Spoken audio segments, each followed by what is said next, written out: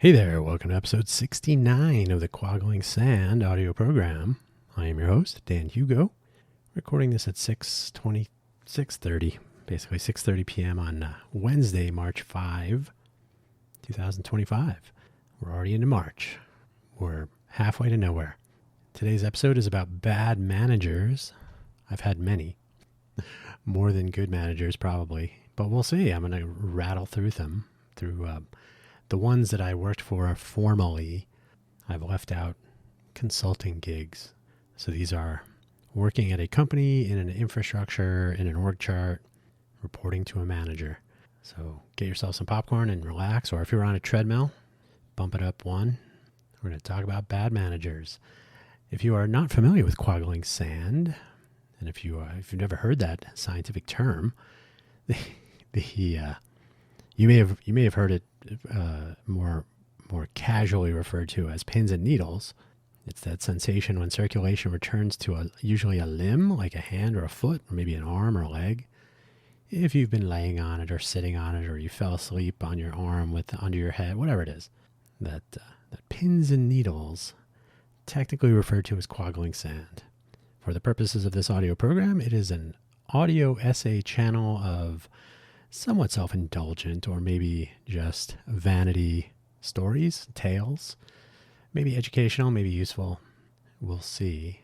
For posterity, perhaps. Hopefully, I say this all the time. Hello.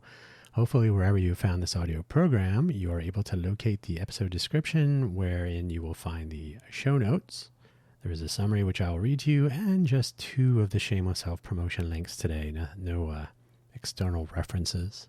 Although I guess I could point you to my LinkedIn profile, but I really don't enjoy LinkedIn, so I'm not sending people there so often anymore. But my profile with my work history is on there. So some of these things would be interesting perhaps. So if you do take the time, you'll find what you're looking for perhaps. That said, let us begin the summary of today's episode. Some years ago, I came up with a truism that may or may not work for you. It is this: manager and leader, one is a title, the other a skill. Why can't I find both? With regard to the various people I have worked for over the years, not saying it's easy, but maybe we are all where we are because of bad managers. I left the ellipsis there, but bad management, it's always part of the problem. Now, I will say the original truism, which probably more people have heard if they've ever heard me refer to it as manager, is either a title or a skill, rarely both. But I think that gives managers is doing too much work in that version of it. So manager and leader helps to split that up. A leader is someone who leads. A manager is somebody who manages. That's right there in the names. But something to think about as we advance through this episode today. Before we do, a quick rundown of the links. Shameless self-promotion, of course. buymeacoffee.com/DanHugo. If you visit the profile page there, Dan Hugo, you will find some minimal biographical information, some links to my various audio programs, including this one, links to my GitHub repositories and various other endeavors in which I'm involved, links to my favorite coffee beans as available on Amazon.com for now, and then some other affiliate stuff. So that's the basic rundown. However, at the very, very top of my profile text block, or at the very top of the web page that you will land on if you visit buymeacoffee.com/DanHugo, you will find posts, P-O-S-T-S, posts. Or if you scroll way to the bottom of the profile page, I believe some of the posts are visible. But if you click on posts, you will land in the posts section where there are some audio posts. Buy Me a Coffee does host audio and video content created by their charges, people like me. So there you will find Buy Me an Update exclusively on buymeacoffee.com. It is a 5 minutes or less microcast with micro updates and a micro episode of the week's previous episodes and whatever's coming up. It's a kind of a place to do an announcement or just a starting point for the week. Published on Mondays. I think we're on episode 15 coming up. So it's every Monday, available only on buymeacoffee.com. And of course, ko-fi.com/DanHugo. That's ko-fi.com/DanHugo. /10Hugo. They do not support quite the same type of audio and video posting. They're more about linking. Strangely, I cannot link as an audio link from Ko-fi to buymeacoffee.com. But in the meantime, I do post other types of updates on Ko-fi.com. Both of these platforms are used by content creators, open source project developers, people with an audience, people with fans, people with people they want to connect with. I don't know which of those you would call yourself, but either way, if you want to check those out, feel free. By the way, I usually mention this earlier. You're under no obligation to spend any money at either of these websites. If you do, any proceeds go towards coffee. Literally. I have some beans, but prices are going up. Climate change. So yeah, let's begin. Manager versus leader. What is the difference really? So some additional info on that truism. I obviously have not worked with every manager on the planet, so my assertion is purely anecdotal. You may disagree. I have, though, found many people agreeing with me. You might not, but a lot of people have. A lot of people are saying more than in a certain period of time. Grossly speaking, a manager has the title in an org chart. They have to keep their manager above them happy while keeping their reports, the people that work for them, sorted. Make sure they have a table or a chair to work on or with, or their computer and the pencils and the whatever. So making sure. They probably need to come up with a spreadsheet or some other justification for why things are late or why people are not happy or why they're not so productive or something like that. So they usually have to manage up, which we'll get to in a second. They have to keep their manager happy by telling them everything will be fine and then making sure to try to make everything fine. Often managers are either promoted from within or they are brought in from other places where they had a similar title and did similar work. There's a sort of a common understanding this many years later, but for many years, your engineering, production by street, your engineering team, if you will, because that's my background, so I can mention this from there. You would look in your engineering team and find the person who's most productive, who seems to know what's going on, and you would say, hey, you seem to be finding some success here and being a productive member of this team, and it looks like you're even enjoying what you're doing. How about if we promote you to be a manager and do something that you are not good at and make you responsible for all of the people that you used to be colleagues with so that you might have to fire somebody at some point? Yeah, that always works. So merely promoting from within is not always the best strategy. Also hiring somebody from another company, acquisition hire. If you can bring in managers from other teams, other groups, other companies, etc., that could be hit or miss. You never know. A leader is substantially more difficult to identify, perhaps because leaders often do not point their adulation at themselves. They're rarely self-congratulatory. Once you get someone like that, they're really more managing up than leading. The good ones don't do those things anyway. The really good leaders, the people who are actually leaders, are usually quicker to point out the accomplishments of their fellow teammates, the people with whom they are working. If a real leader happens to find themselves in a managerial role, it is probably a win for a little while. The uninitiated might think, hey, I'm moving up, getting a little bit more money. I actually saw that one time explicitly. I'm getting paid a lot more money now that I'm a manager. Yeah, though there is always a chance the leader will get frustrated and either give in to the system and become just a plain old manager managing up, or bail and get back to the non-manager roles where they can do good things with good people. That's probably what they liked doing before. Yeah, management is not for everyone. I almost think you can't be a leader. I think leaders take too much of an interest in the individuals that they are leading, if you like, whereas managers really have to treat things like spreadsheet rows. Managing up, what is that? I have had managers who manage up, and I will be mentioning them shortly. Basically, someone who manages up is managing their manager, keeping them happy, making sure that they are there when a favor is needed, or that they will perhaps go easy on the bad news if there are any. So you spend a lot of time making sure that teacher's pet might be another version of this. Like always there to answer the question, hey, I'm going for coffee. Anybody want something? That's maybe not that's an example, but it's not always apropos. but you're always there at the meetings. You show up early. You make sure you sit so everybody can see you and all that. I've seen it happen. It's annoying. I prefer a little bit of rebelliousness in a manager, not someone who's always trying to kiss the butt of the person above them. The problem with managing up, the manager doing this is not looking out for the people working for them. They're looking out for themselves. Maybe this is a form of supply side management where some of the positivity will trickle down. Just remember kissing butts though.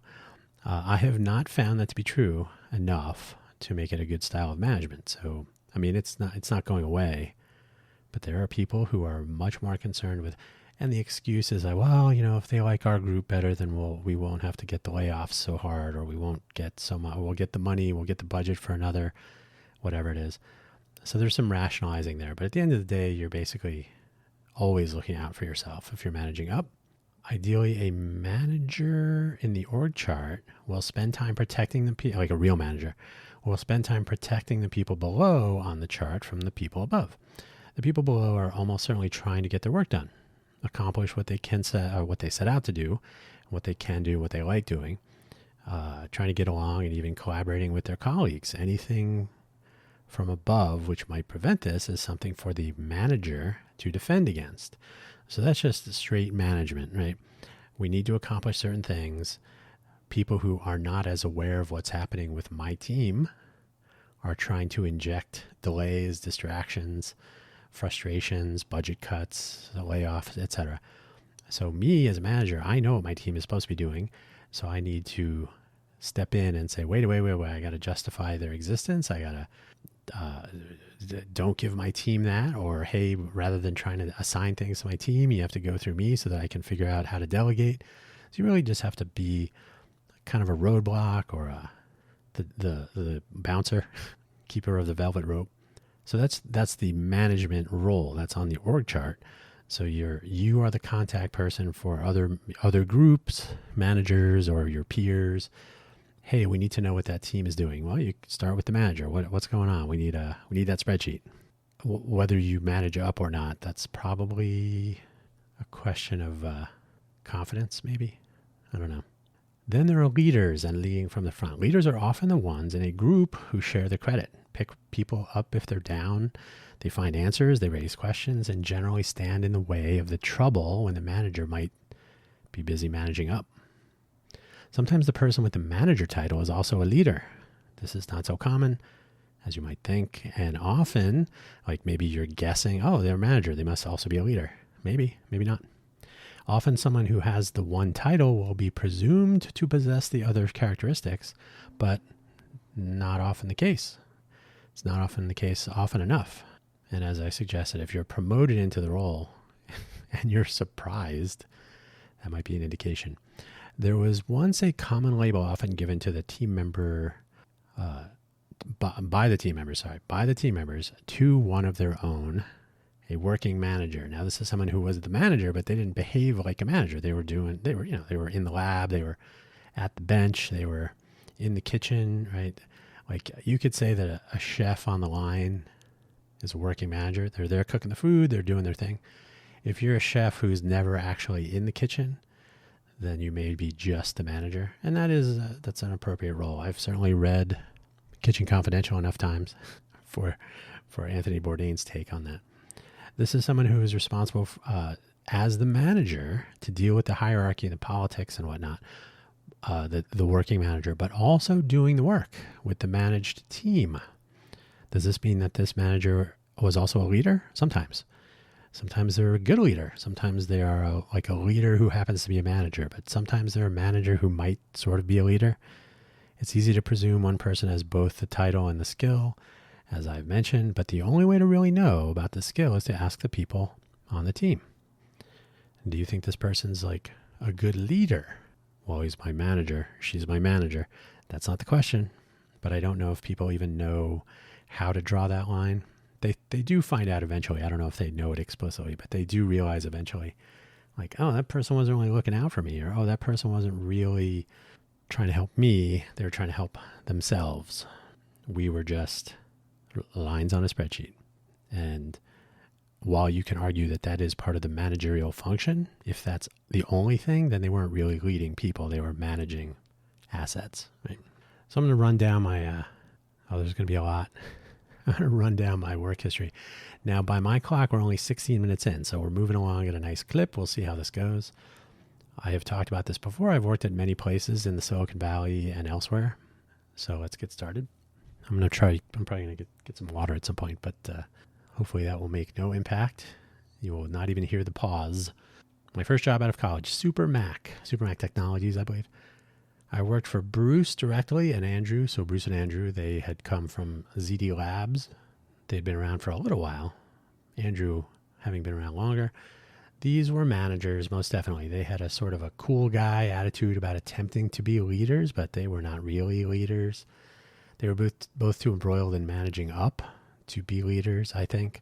I will say both were not bad at protecting the reports. So they did that part of the managerial responsibility rather well, protecting people from upper management types, though not great at that either. I did get laid off because, we tried to get them to keep you, but nope. So I guess only to a point. Although ultimately getting laid off from Supermac was probably the best thing that ever happened to me, but at the time, it was a little disappointing. I worked for Apple Quality in Mariani One. I've talked about this a few times. I had a few managers at Apple, moved around different groups and so on. I would say that Jess was not great. He was the manager of the first group I worked in. So he was not great. He had been around for too long. He was too much part of the establishment, too much into the org chart, too much into managing up, too much into going through the motions, no real leadership skills, etc. Merrill was a different person I worked for in a completely different group, but in the same building. He was pretty solid. Anyone who had been at Apple way back when I was there will probably recognize the name Merrill. He was good at protecting his team, though he was very hands-off when it came to leading people. He had a mix of team leads to do that, to pretend to do that, with varying levels of aptitude and success. I will say that all of the team leads with whom I was associated while working in Merrill's group were mid. True Vision. That was an interesting time. I worked for a bad manager initially.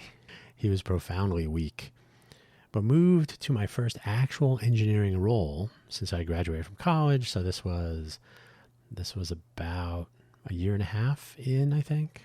I mean, we're coming out of the recession, so it was an interesting time.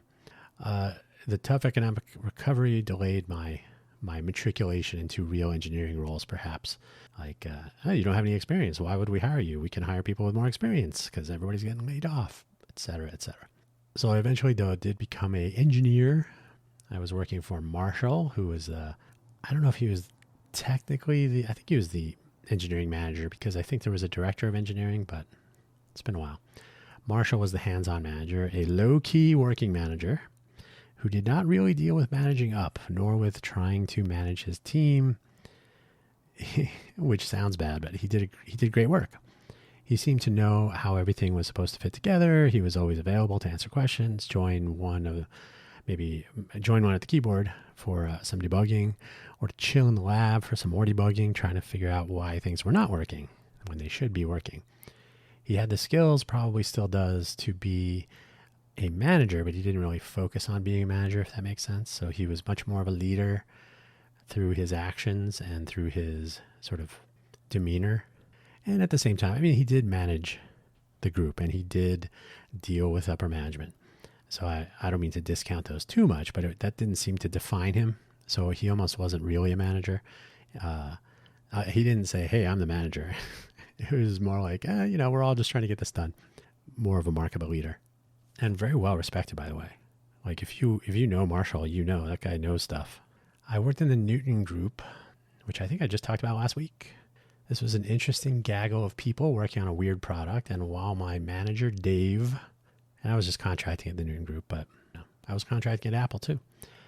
But Apple treated contractors better than their employees in some cases. So the line was difficult to find sometimes. Dave was absolutely Apple management. He had been there for a while, and he was part of the infrastructure of delay and distraction and middle management latencies, I guess. He also tended to stay out of the way, which was good. Nearly zero leadership skills that I could detect. Relied completely on his team leads to do any sort of interfacing with his team. The team lead that I had to deal with was very weird. No leadership skills whatsoever. More administrative middle manager. I would say people were productive in that group because they wanted to be. I know that was me. I was more interested in what I was trying to accomplish than the other people that were trying to pretend to be involved. They were either self-led or ad hoc leadership was from within. This was for me something of an eye-opening time, an opening line in my career history if I were making one of those spreadsheets. Then I would work for SCM Microsystems, a German company based in Munich. So they had an office in Los Gatos, California. I was working for Bruce from Supermax, so Bruce would figure in a few times in my career, for better or worse. This was a train wreck of a company to work for and a role that was not quite as advertised. So basically, Bruce said, "Hey, do you want to work on this, that, and the other thing?" And it turns out it was a lot more of the other thing. This was a thing with Bruce that got old eventually, though. Here he had to spend most of his time managing up to keep his job because it wasn't as he thought it would be either. So kind of his fault, but he got what he deserved, I suppose you could say. So the whole thing was a big steaming pile. I did learn a lot about ISO 7816 smart cards, which I still lean on today. But I bailed as soon as I could and went to work at Netscape. Thanks to the smart card stuff, I got a job with help from my college classmate, Dave, to work in the core technologies group on security, so encryption, secure email, etc. Dave had the role, and he was moving on to work in Java, the Java group, when Java was still shiny and new and a part of the browser experience, sort of. We had a manager. I said different Dave, but now I'm realizing that no, his name was Jeff. Manager Jeff. Yeah. Manager Jeff I think he had 5 very young daughters, and his wife was also an engineer. She was like a director of engineering at a different company. So they were both like nerds in Silicon Valley with a lot to, 5 young daughters. So there was like the parent factor and the, hey, we've done really well, so we have a nice home, but there's always some sort of thing to deal with because they weren't wealthy. They're just, they hit the Silicon Valley lottery a couple of times because both of them were in those sorts of roles. So that was good for them. They were, I guess because of that, maybe they kind of had been around Silicon Valley for a while. He was good at managing up, but also protecting his team. So he kind of had the game balanced. He led more with a stable tenor. So he was kind of an anchor or a rock that we could kind of depend on. He would come through if you needed him, but he would stay out of the way if you didn't.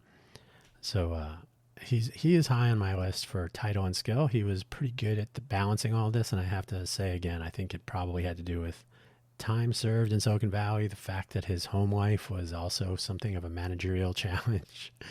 And then he and his wife both had similar backgrounds. So I think all those things kind of combined. And he was a pretty nice guy. So just general, his demeanor was nice. So that probably helped. So he's high on the list. I would leave to go to UMax. I think when I left, I irked him though, but that's the way that goes.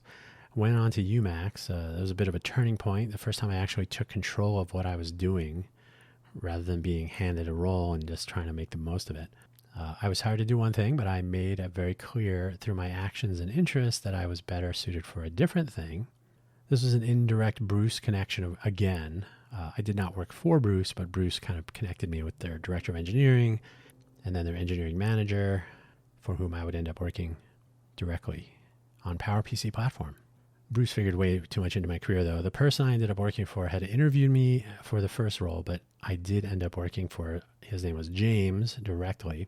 And while I had a sense from our interview, where I was not going to be working for him, that he was an opinionated hothead, I found out that for sure during my tenure, that was James.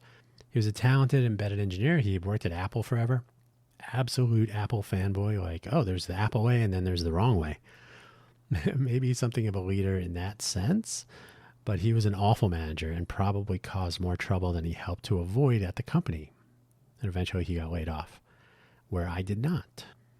And for a little extra credit, I knew he was getting laid off before he did. That's how dysfunctional that company was.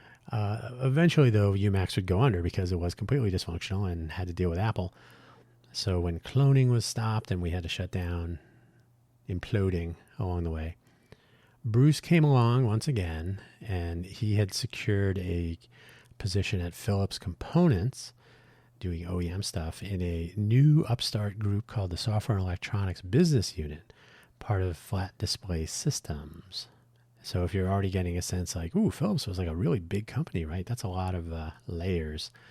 Yes, I think it was 120,000 people when we joined. I can't remember how big Philips Components was, but it was a big multinational company. Didn't know what one finger on the left hand and another finger on the left hand were doing, much less the right hand. So total cultural and structural chaos. But he did draw a bunch of people over from UMax as it was imploding to work at Philips Components. So myself and Brad, who was actually at Supermax, so he was never actually at UMax.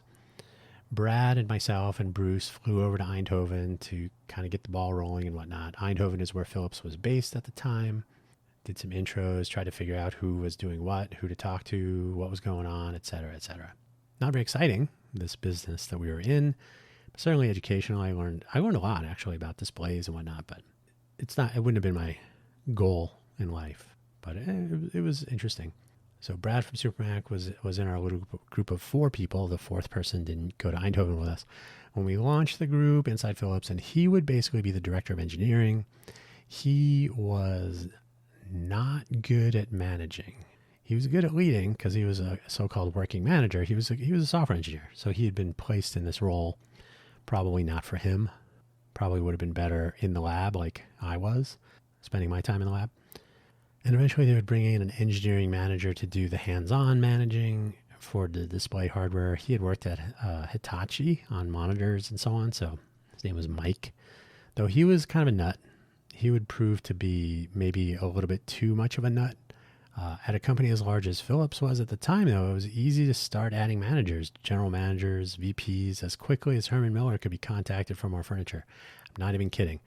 How many VPs can you fit in a building at Philips? Well, how many square inches does each person need? And we'll do the math.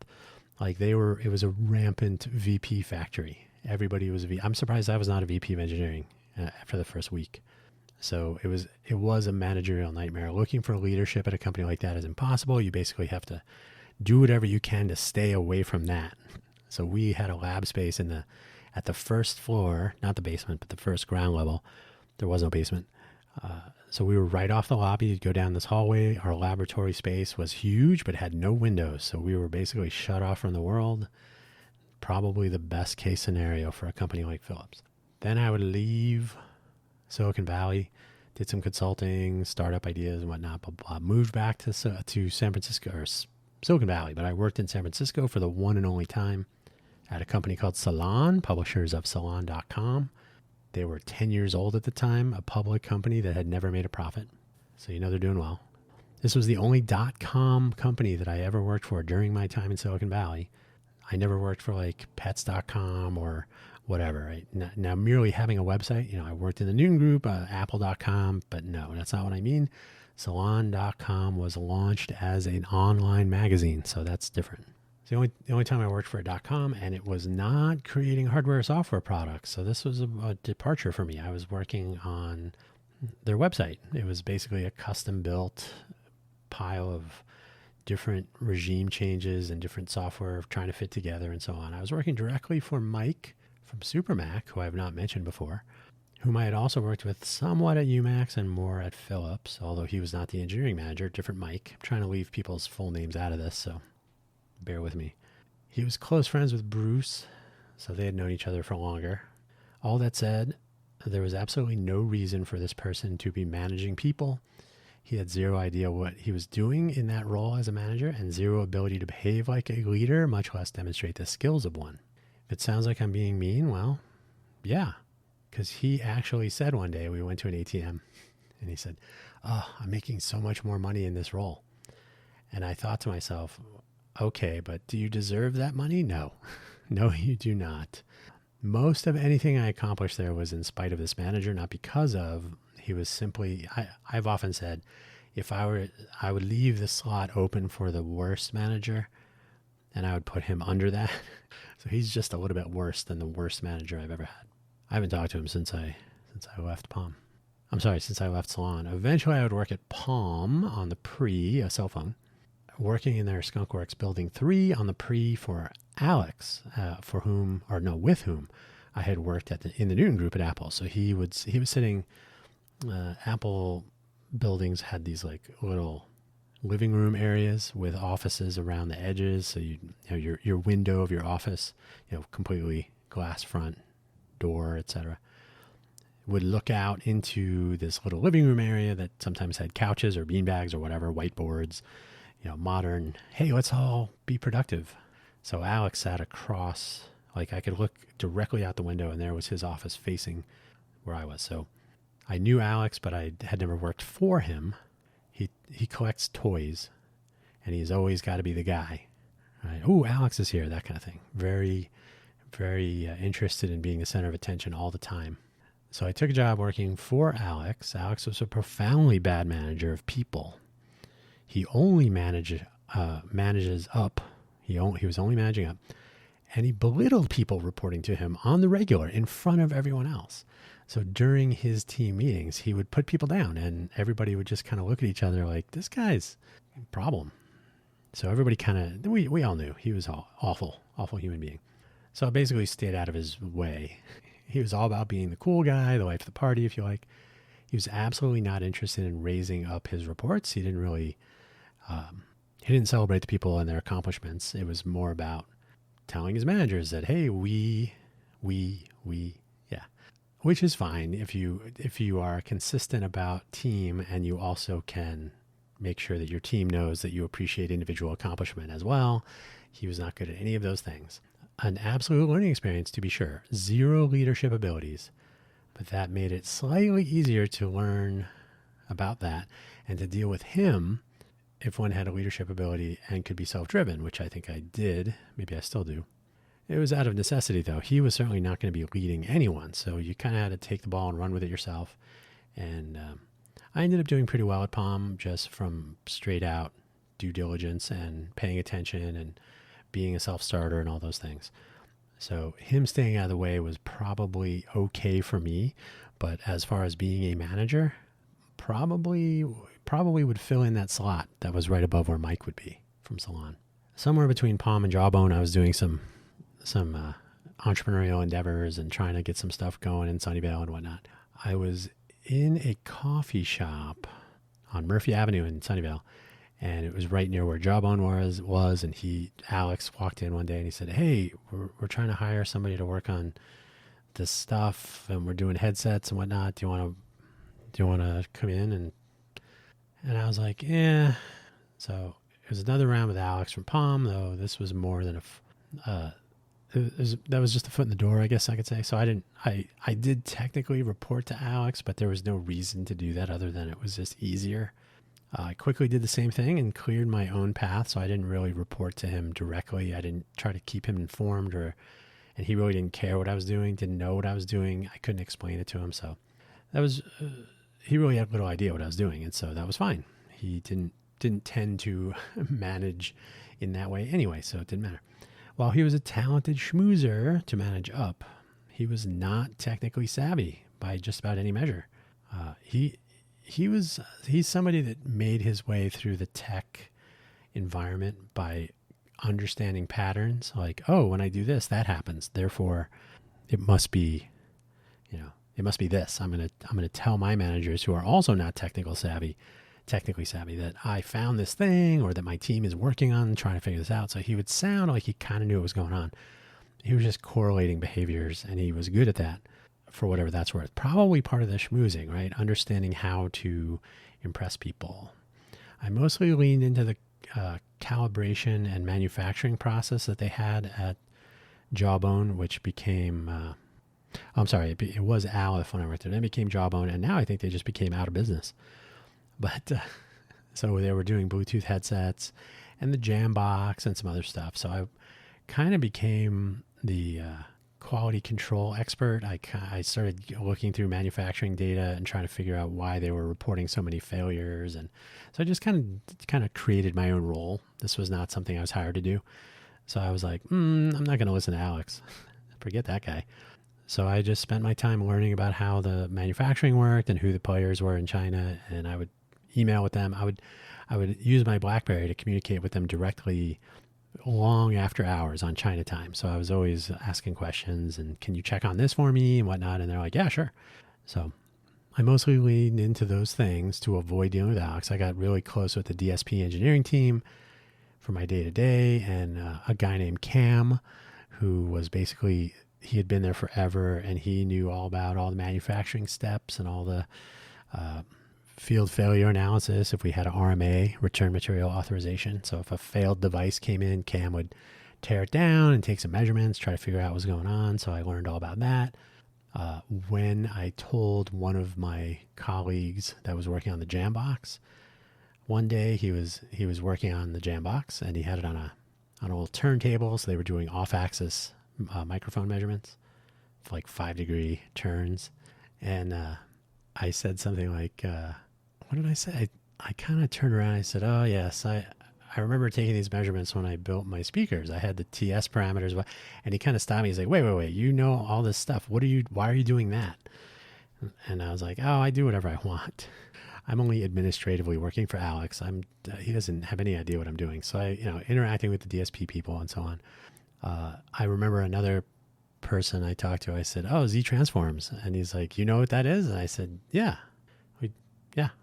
And he's like, why are you doing what you're doing and not in our group? And I said, man, it's easy to impress people here. Nice. I think a stronger manager would have tried to exert some sort of control in that circumstance, or those circumstances, really. And he did try much later. It was really at the end. Tried to play some games with when I was working too closely with the DSP group. I think he had some sort of whatever. Who knows? Guy's a moron. So I was already out the door by the time he was like, hey, you can't do that. I was like, I'm already leaving. See ya. And then eventually, when I was living in Vegas after the house fire, I moved to Vegas. And then fairly quickly after, I moved in August of 2013. And probably in December 2013, had an email from Larry. Larry used to work at Palm in a different group. So we didn't actually work together, but I kind of knew him. I had talked to him a couple times, and he says, hey, I'm going to be at CES. So this would be in January of 2014. You want to get together and have dinner? I'm trying to find somebody to work for me to do this, and that. And there you go. So I didn't really know Larry much. So first of all, Intel was a much more deliberate form of multi-tiered managing up than Philips could have imagined, which made it really easy to point fingers at failed empire builders or play one manager against another.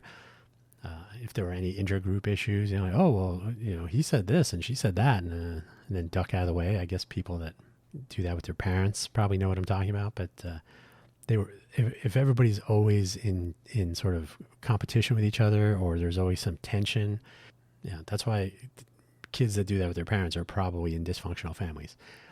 If you would like to know why Intel is where it is today, if you look in the headlines, why they're going through all this tumult, this is probably one of the factors. I'm going to say to be sure. My manager, Larry, whom I met at Palm, and he was in a different team now, so I never worked with him. He was also working on the pre, though. Announced on my first day, so I got there, oh, how's your first day? And new employee orientation, NEO. So I got there very early in the morning, and then part of NEO is like, okay, now go find your manager and come back after lunch. Very preschool. So hey, Larry, what's going on? He's like, hey, you want to go to lunch? So we get into his car, and the first thing he said was, I hate being a manager. I think he had 2 people working for him in San Diego, so he hated being a manager. He demonstrated that just about every day until I accepted a layoff package with 12,000 other people. So he never really tried to manage me. He never really was a manager. He certainly didn't manage up. He didn't try to impress anyone with what we were trying to accomplish. He did tell me one time, you really should be more demonstrative about your accomplishments, production by the street, so that other people know what you're doing. And I thought, do I have to be in marketing also?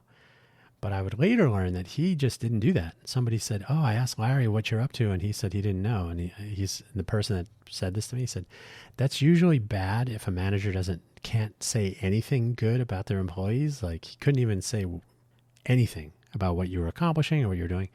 And I thought that was bad because I would keep him advised when I was traveling, where I was, what was going on, what when people made compliments about my work and so on. So, but he was not doing anything to pass that along or to make anyone aware in general of any sort of value I was contributing to the company. So in this case, you got to say, okay, that manager was not a manager.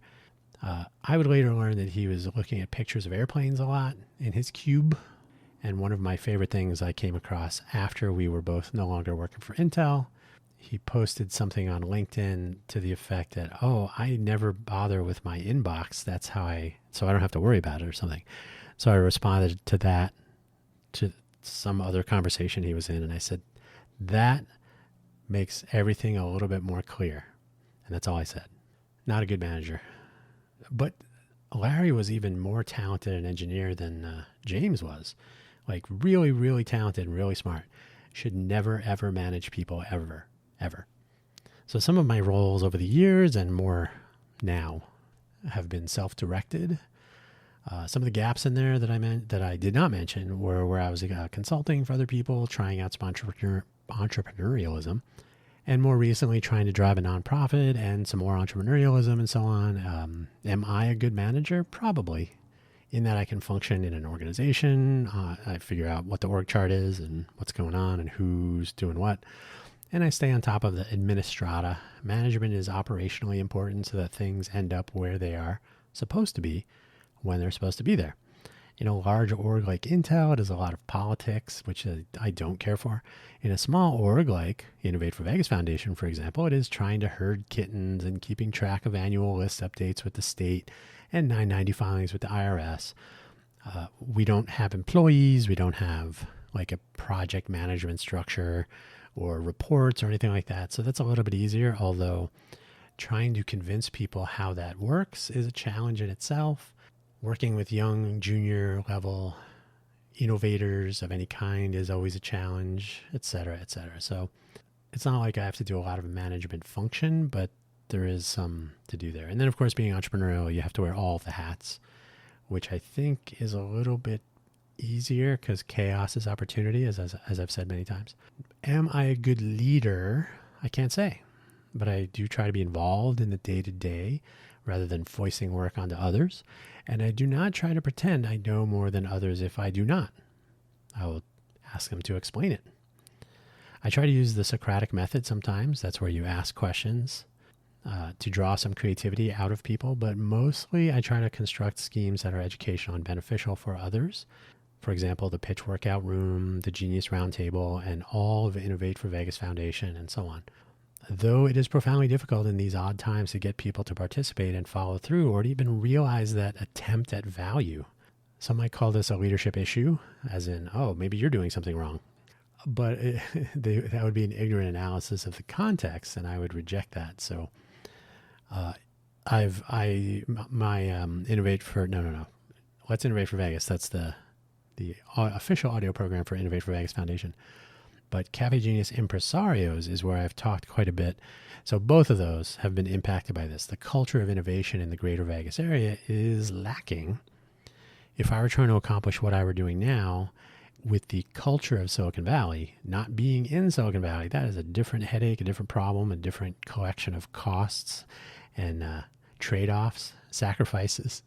But the culture of innovation that made Silicon Valley what it is, or really what it was up until about 2008, those are things that were long in the evolution, and they were long in the making since the gold rush of 1849.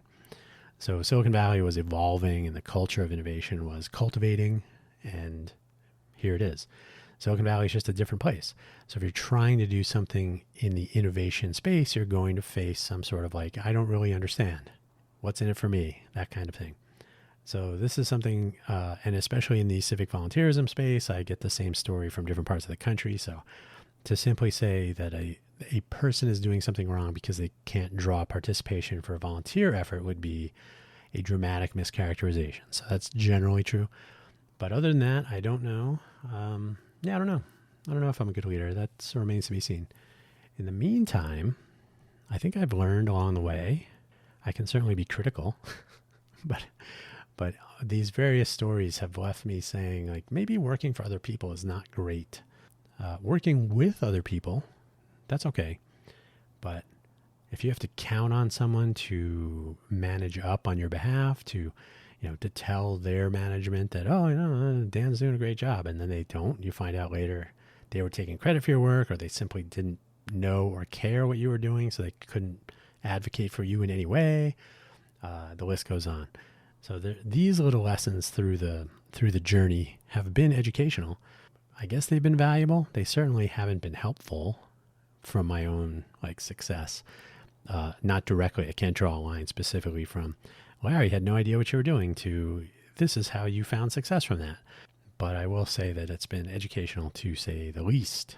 If you find yourself a good manager, or if you are a good manager, try to figure out if you're a good leader or who the leaders are, and try to learn from them. Because leadership is hard to come by, and it's probably the most consequential thing in this scheme that we're talking about, which is basically trying to accomplish things with people. I'm not even going to try to go into the stuff going on in the news today about laying people off and trying to figure out who's fraud, cheating, etc. It's probably a good idea to assume that people that work for you are not trying to defraud or cheat or waste, etc. There are some, and I've certainly described some people that should not have been managers. So maybe they're kind of what is it when you're what's the word when you're pretending? You're imposter syndrome. Yeah, so they were sort of fraudulent, but not quite the same. But no, they really shouldn't have those jobs. So I guess in the big picture, it is somewhat important to be cognizant of who is claiming to be part of an enabling line of succession in a company, or who's trying to run things, who's driving this thing. And to hope that you have competent people who are aware of what's happening and who are a good and contributing component of this infrastructure of humans and knowledge and so on. I certainly have not found that to be the case in a majority of the times that I've tested that theory. So that's the way it is. There's always the future. Who will I work for next? Hopefully me. And that is where I will leave this episode of Quaggling Sand. Thanks for listening, as always. And we'll catch you next week. Bye-bye.